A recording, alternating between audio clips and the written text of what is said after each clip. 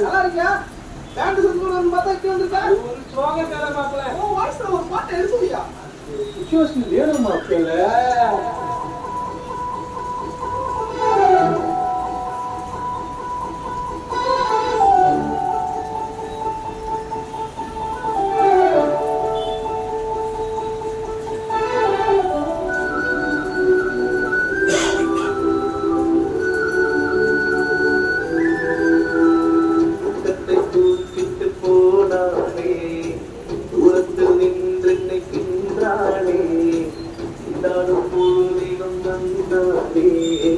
உருவாந்து பேச முதல் சென்றானே அந்த நொடியிலும்